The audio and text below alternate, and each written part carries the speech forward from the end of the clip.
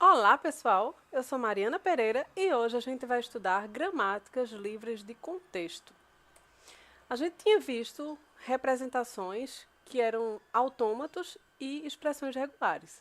E a gente também viu que tanto os autômatos quanto as expressões regulares, elas representam linguagens regulares. A gente agora vai ter as gramáticas, que são a forma de representar as linguagens que a gente chama de linguagens livres de contexto. As linguagens livres de contexto, elas são mais poderosas do que as linguagens regulares, porque elas abrangem as linguagens regulares e mais outras coisas. A representação de uma gramática, ela é dada por uma tupla com 4 elementos, que são V, um conjunto finito de variáveis que a gente vai chamar de não terminais. Normalmente a gente representa esse conjunto de variáveis com letras maiúsculas. T, que é o alfabeto, que vai ser um conjunto finito de símbolos que a gente vai chamar de terminais, e normalmente a gente representa eles com letras minúsculas ou com números.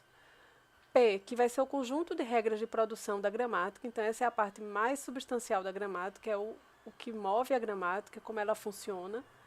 E S, que vai ser o símbolo de início da gramática, que vai ser o meu ponto de partida. Confuso, né? Só com a representação, mas a gente vai ver um exemplo.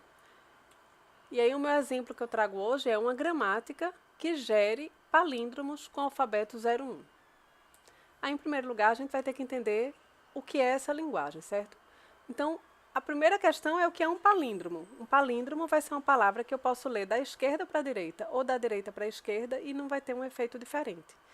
Então, por exemplo, se eu leio o 0, da esquerda para a direita ou da direita para a esquerda é a mesma coisa porque eu só tenho um símbolo. Assim acontece com 1, assim acontece com epsilon. O 00, se eu ler da esquerda para a direita, eu começo com 0 e depois tem um 0. Da direita para a esquerda, eu tenho um 0 e depois um 0. Mesma coisa com o 1. Quando eu vou aumentando a cadeia, eu tenho uma complexidade maior, mas eu continuo tendo o mesmo tipo de efeito. Então, se eu leio 0, 0, 1, 0, 0, quando eu leio da esquerda para a direita, essa palavra eu vou ler 0, 0, 1, 0, 0 da direita para a esquerda. Então, entendendo qual é o tipo de linguagem, a gente coloca alguns exemplos para que consiga de forma melhor gerar essas regras de produção. Então, a gente parte de um símbolo inicial que eu disse a vocês, que eu vou começar com M, em homenagem a mim, tia Mari. Então, a gente começa com M e a primeira palavra que eu vou querer demonstrar nessa minha regra de produção é o epsilon, porque é a mais simples, ela está aqui no comecinho. Então, eu posso dizer que, por exemplo, a minha regra de produção é que o M ele gera epsilon, e essa é uma cadeia da minha gramática. Aí a segunda regra de produção vai ser o 0, então M também gera o 0, o M também gera o 1, e aí assim, por enquanto está bem simples, mas eu não vou poder colocar, por exemplo, que o M gera agora 0, 0, que o M gera 1, 1, e assim por diante, porque ficaria uma cadeia infinita, e a nossa cadeia vai ter que ter regras de produção finitas.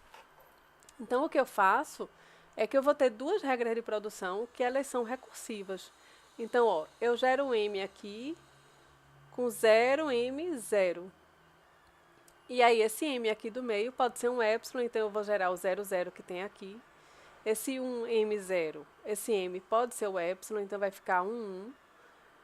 Ou ele pode gerar esse tipo de cadeia também, porque eu tenho um 0 aqui ao redor, e aí dentro eu posso colocar um próprio M, que vai ser o 0, M0. Aí eu vou ter esse 0 aqui de fora, e eu vou ter esse 0 aqui de dentro, e esse M aqui eu vou dizer que é o 1, que é essa outra cadeia.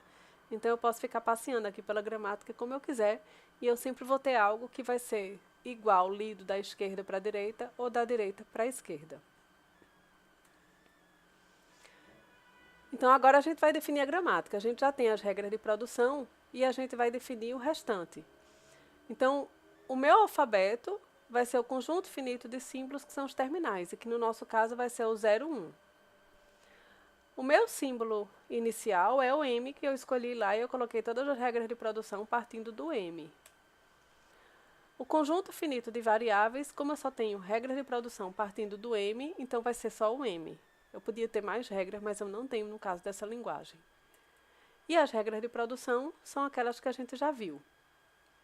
Então, uma coisa que eu posso fazer para simplificar visualmente a minha gramática é colocar esses tracinhos aqui, que são um ou matemático, e aí em vez de eu colocar que a linguagem tem 5 regras de produção assim encadeadas, eu posso colocar simplesmente os tracinhos e representar dessa forma. Mas é só uma forma mais simples de representar, ambas as formas estão corretas. E aí, por último, eu queria trazer para vocês que, como a linguagem dos palíndromos é a linguagem de uma gramática livre de contexto, uma coisa que a gente pode dizer é que a linguagem dos palíndromos é uma linguagem livre de contexto. E aí a gente termina por aqui e até o próximo vídeo.